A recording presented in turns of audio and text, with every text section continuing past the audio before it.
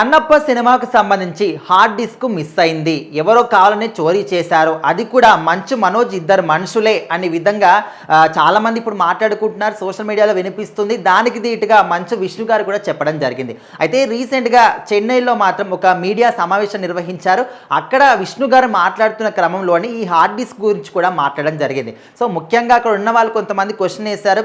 Hard disk చోరీకి గురైంది కదా, మరి సినిమా పరిస్థితి ఏంటి అనే విధంగా అడిగినప్పుడు ఆ మిస్ అయిన హార్డ్ డిస్క్లో ఓన్లీ విఎఫ్ఎక్స్ వర్క్ కంటెంట్ మాత్రమే ఉంది, మిగతా బ్యాకప్ అంతా కూడా మా దగ్గరే ఉందనే విధంగా ఆయన చెప్పడం జరిగింది. అది కూడా ఎవరో కావాలని చేశారు అని చాలామంది మాట్లాడుకుంటున్నారు. అసలు ఆ విషయం ఒక వ్యక్తి పేరు బయటికి రావద్దని అనుకున్నాను తప్ప ఇప్పుడు ఇంటెలిజెన్స్ కావచ్చు, అదేవిధంగా టెక్నాలజీ కావచ్చు, సోషల్ మీడియా కావచ్చు, ఇదంతా ఉన్న క్రమంలో మనం ఏమాత్రం కూడా దాచలేము. ఆటోమేటిక్గా పేర్లు బయటికి వస్తున్నాయి.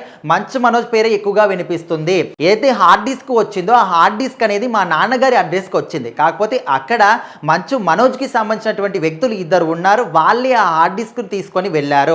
సో ముఖ్యంగా వాళ్ళందరూ కూడా ఖచ్చితంగా మనోజ్కి వాళ్ళిద్దరికి మంచి సంబంధం ఉంది.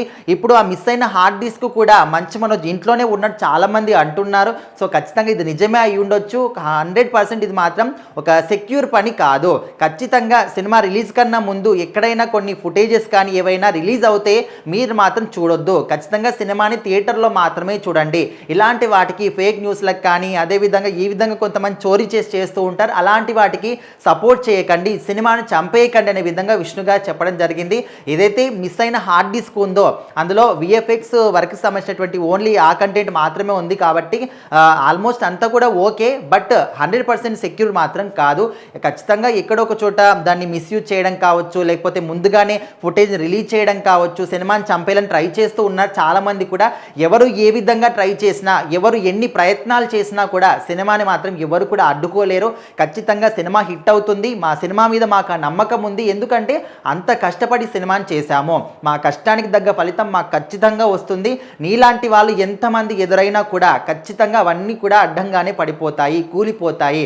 సినిమా ఒక్కటే నిలుస్తుంది అనే విధంగా విష్ణు గారు చెప్పడం జరిగింది. అదేవిధంగా శివలింగానికి అభిషేకం చేయడం, అది కూడా పుక్కిలించిన నీళ్ళతోని అభిషేకం చేయడం అనేది కరెక్టేనా అనే విధంగా కూడా అడిగినప్పుడు చరిత్ర అదే చెబుతుంది కదా, అదే చేశామనే విధంగా విష్ణు గారు చెప్పారు. మరి ఈ చరిత్రకు సంబంధించినటువంటి ఆధారాలు ఉన్నాయా అని అడిగినప్పుడు అవును, ఖచ్చితంగా ఆధారాలు ఉంటాయి. ఎవరికైనా కావాలనుకుంటే సెర్చ్ చేసి మరీ చూసుకోవచ్చు. గూగుల్లో కానీ పురాతన గ్రంథాల్లో కానీ ఎక్కడ కూడా దీని గురించి ఖచ్చితంగా ఉంది. సో ఎవరైతే ఈ విధంగా డౌట్ పడుతున్నారో ఖచ్చితంగా వాళ్ళందరూ కూడా ఆధారాలతో పాటు ఆ గ్రంథాల్లో కానీ మన పురాణాలు కానీ చెక్ చేసుకోవచ్చు అనే విధంగా కూడా ఆయన చెప్పడం జరిగింది. సో మొత్తానికైతే ఆ మిస్ అయిన హార్డ్ డిస్క్ గురించి గత ఒక వారం రోజుల నుంచి కూడా చాలా ఇష్యూ అనేది జరుగుతూ ఉంది. సో చాలామంది కూడా దీని గురించి ఏం చెప్తున్నారంటే, ఇప్పుడు ఏదైనా ఒక చిన్న షార్ట్ ఫిలిమ్స్ చేసినా కూడా, చిన్న ఒక కవర్ సాంగ్ చేసినా కూడా దానికి సంబంధించినటువంటి ఇన్ఫర్మేషన్ అంతా కూడా ఎంతో సెక్యూర్గా ఉంచుతున్నారు. ఎవరికి కూడా తెలియకుండా దాన్ని గోప్యంగా ఉంచుతున్నారు.